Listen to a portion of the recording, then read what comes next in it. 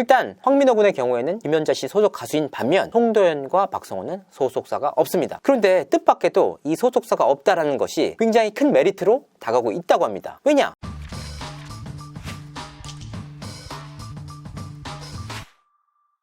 시청자 여러분 안녕하세요. 연예인 대통령 이진호입니다. 제2의 정동원을 찾아라. 방송 전부터 미스터트롯2에 떨어진 특명이었습니다. 그래서 미스터트롯2는 이 신동부에 굉장히 심혈을 기울였습니다. 그도 그럴 것이 그간 서바이벌 프로그램에서 가장 큰 재미를 봤던 게 바로 이 신동부였다. 그래서 오늘은 미스터트롯2의 신동부에 대해서 과연 누가 탑7 안에 들어갈지, 그리고 그 비하인드 스토리에 대해서 전해드리고자 합니다. 미스터트롯2에서는 왜 이렇게 신동부에 관심을 많이 가질까요? 방송은 시청률입니다. 시청률에서 확실히 압도적인 수치를 나타내는 게 바로 신동부였다. 왜냐하면 미스터트롯 1에서는 정동원 군뿐만 아니라 남승민, 홍자먼 등의 스타를 배출했습니다. 당시에 그 유튜브 조회수를 보면 신동부 아이들의 조회수가 그야말로 엄청납니다. 여기서 끝이냐? 아닙니다. 미스터트롯 2에서도 김다현, 김태현 양이 정말 주목을 받으면서 탑7 안에까지 들어갔거든요. 이들이 화제성뿐만 아니라 시청률까지 담보되는 엄청난 스타들이었다. 그러니까 자연스럽게 불타는 트롯맨과 경쟁 과정에서 신동부에 힘을 줄 수밖에 없었다. 불타는 트롯맨 역시 신동부에 굉장히 힘을 줬어요. 그런데 주목을 받았던 안일군이 굉장히 초반에 떨어지면서 그 신동부가 힘을 잃었습니다. 그 이후에는 홍성원 군이라는 친구가 분전을 했지만 큰 힘을 발휘하지는 못했습니다. 그러니까 종합적으로 보면 미스터트롯2가 신동부에 있어서만큼은 확실하게 비교 우위를 보이고 있다. 그러면 미스터트롯2에서는 누가 이 자리를 넘보고 있을까요? 많은 분들이 다 알고 계십니다. 3파전으로 진행이 되고 있습니다. 박성원, 황민호, 송도연 군 3명입니다. 사실 초반까지만 해도 3파전이 될 줄은 예상도 못했습니다. 왜냐? 박성원 군과 황민호 군이 워낙 압도적인 인물이었다. 먼저 박성원 군을 보겠습니다. 이 친구는 히든싱어를 통해서 주목을 받은 인물입니다. 미스터트롯 1에서 우승을 한 송가인을 꺾었어요. 그래서 추석 특집 때 가장 방송가에서 주목을 받았던 인물이 화려한 연예인도 아닌 이 박성원 군이었거든요. 그래서 이 출연을 두고도 불타는 트롯맨과 미스터트롯2가 경쟁을 벌였습니다. 결과적으로는 박성원 군이 미스터트롯2를 선택을 했거든요. 그러니까 첫 등장 전부터 박성원 군은 스포트라이트를 받은 인물입니다. 중요한 건 결국 실력 아닙니까? 이 친구 첫 무대에서 어메란 곡을 완벽하게 소화를 해내면서 마스터들을 완전히 휘어잡았습니다. 그러니까 실력만큼은 탄탄하다. 당시 마스터들의 평가를 보면 굉장히 흥미로운데요. 어떤 내용이냐? 장윤정은 성훈이가 현악기를 다루는 연주자 같다 라고 극찬을 했고, 저승사자로 불리는 이용기마저 아쉬운 점이 1도 없었다. 노래를 들으면서 우리나라의 미래가 정말로 밝다고 생각했다 라고 극찬을 할 정도였습니다. 후발주자인 황민호 군 역시 주목을 받고 있는데요. 사실 이 친구가 등장 전에는 큰 주목을 받지 못했어요. 왜냐하면 형인 황민호 군이 이틀 사이로 스포트라이트를 받았기 때문에 동생은 상대적으로 덜 주목을 받았거든요.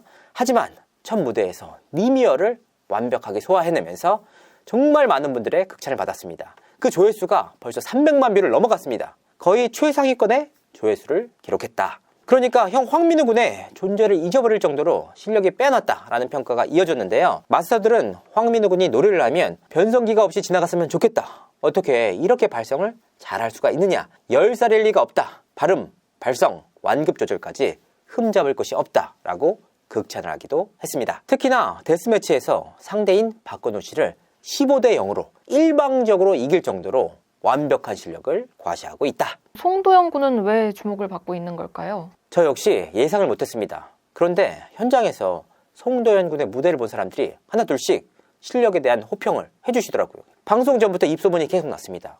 굉장히 차분하고 평범한 친구인데 노래를 잘한다. 등장 당시의 무대를 보면 송도연 군이 칼각에 바가지 머리를 하고 나옵니다. 그리고 꾸밈도 없어요.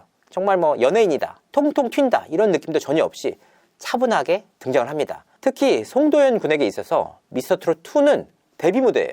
그러니까 완벽한 방송 초보고 특히나 매 미션마다 처음 다 경험해보는 일들이잖아요. 그러니까 굉장히 긴장을 합니다. 장윤정 씨가 그 모습을 보고 내 아들은 아무리 노래를 잘해도 이렇게 무대에 안 설 것 같다 라고 말할 정도였어요. 왜냐하면 그 심정이 너무나도 엄마로서 이해가 되니까. 그런데 그렇게 떨던 이 친구가 막상 노래만 시작이 되면 180도로 달라집니다. 첫 무대 나이아가라부터 데스매치에서 부른 망부석 등을 통해서 화제의 중심에 섰습니다. 특히 데스매치에서는 박성원 군을 꺾는 파란을 일으키면서 본격적으로 주목을 받았는데요. 정말 이 송도현 군에 대해서는 언더독이다 라고 해도 모자람이 없을 정도로 정말 무섭게 치고 올라가고 있습니다. 탑7에는 과연 누가 들까요? 신동부의 3파전 정말 흥미롭습니다.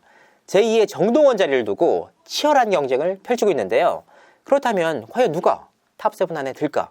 이 부분이 관심사 아닙니까? 일단 가장 먼저 주목을 받은 인물이 바로 황민호 군이었습니다. 이 친구가 매 미션마다 자신이 가진 120%의 매력을 선보이면서 마스터들 뿐만 아니라 관객들까지 모두 휘어잡았습니다. 그래서 저는 황민호 군이 개인적으로 탑7에 가장 가까운 인물이 아닐까 생각을 했습니다. 그런데 미션이 거듭될수록 현장에서 나오는 목소리가 조금씩 달라지더라고요.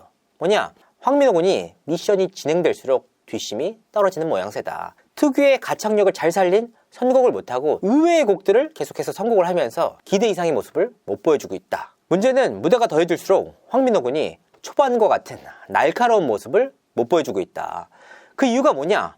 관계자들도 모르겠대요. 컨디션 때문인지 아니면 다른 배경 때문인지 그 이유는 알 수 없지만 초반과 같은 날카로움을 못 보여주고 있다라는 것이 관계자들의 이야기였습니다. 사실 제 방송을 통해 처음으로 말씀드린 바가 있습니다. 황민호 군이 김연자 씨 소속 가수 아닙니까? 그래서 회차가 더해질수록 더욱 승승장구할 줄 알았거든요. 그런데 뒷심이 계속해서 떨어지고 있다. 이런 우려 섞인 목소리가 나오고 있습니다. 그런데 이 친구가 워낙 잘하는 친구다 보니까 잠시 일시적인 슬럼프인지 아니면 그 이후에 곧바로 치고 올라갈지는 지켜볼 일입니다. 박성원 군이랑 송도현 군은 어떨까요? 황민호 군이 주춤하는 사이 박성원과 송도현이 무섭게 치고 올라가고 있다. 이런 목소리가 계속해서 나오고 있습니다. 노래 실력을 제외한 다른 배경들을 보자고요. 일단 황민호 군의 경우에는 김연자 씨 소속 가수인 반면 송도현과 박성원은 소속사가 없습니다. 그런데 뜻밖에도 이 소속사가 없다라는 것이 굉장히 큰 메리트로 다가오고 있다고 합니다. 왜냐? 사실 이해는 안 가지만 미스트롯이나 미스터트롯의 경우에는 매니지먼트를 타 외주사에다 줬습니다. 외주에 맡겼어요. 그런데 미스터트롯2의 경우에는 TV조선에서 자사 개념의 레이블을 따로 만들었다고 합니다. 그러니까 이 자사 개념의 매니지먼트와 계약을 하는 조건이 사실 소속사가 있는 친구들보다 없는 친구들이 훨씬 더 유리하다. 왜냐? 소속사가 있는 친구들의 경우에는 결과적으로는 소속사와 나눠 가져야 되잖아요. 그런데 없는 친구들의 경우에는 소속사 없이 계약을 맺을 수 있다. 이 경우 TV조선 자사 레이블과 가수들이 윈윈할 수 있는 구조입니다. 그래서 훨씬 더 메리트가 있는 친구들로 급부상하고 있다. 그런데 중요한 건 결국 노래 실력 아닙니까? 사실 노래를 잘해야지 탑7 안에 들어가는 것이지 아무리 외적인 매력이 뛰어났다고 해도 결국은 트롯 서바이벌, 트롯 오디션 아닙니까? 트롯을 가장 잘해야 탑7 자리에 들어갈 수 있다. 그런데 이 노래 실력만을 두고 보면 이 세 사람이 우열을 가리지 못할 정도로 비등비등하다. 경쟁이 무척이다 치열하다. 이렇게 말씀드릴 수가 있겠습니다. 2명이 올라갈 수는 없는 건가요? 물론 다양한 경우의 수가 있습니다. 이걸 제가 어떻게 예측하겠습니까? 아니 신동부에서 3명 들어갈 수도 있어요. 3명 다 실력적으로 빼어나면 왜 못 들어가겠습니까? 그런데 현재 진행되는 분위기를 보면 박지현이나 최수호나 송민준이나 워낙 쟁쟁한 스타들이 많단 말이에요. 거기에 진혜성 씨나 나상도 씨가 경쟁을 벌이고 있다. 안성훈 씨 역시 강력한 우승 후보로 꼽히고 있는 상황이기 때문에 이 자리만 해도 벌써 5자리가 이상 채워지잖아요. 그래서 2명 이상 올라가기는 굉장히 어렵다. 1명의 자리로 그 각축전이 좁혀지고 있는 분위기다. 그러면 누가 올라갈 거라고 생각하세요?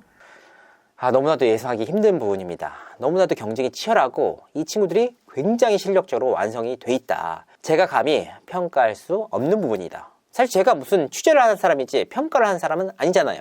그래서 현장 관계자들에게 하나씩 전화를 돌려봤습니다. 현 시점에서 가장 탑7에 근접한 인물은 바로 박성원 군이다. 이마저도 현장의 평가일 뿐이지 실제 결과와는 다를 수가 있습니다. 그러니까 현장의 생생한 목소리로는 박성원이 현재까지는 1픽이다.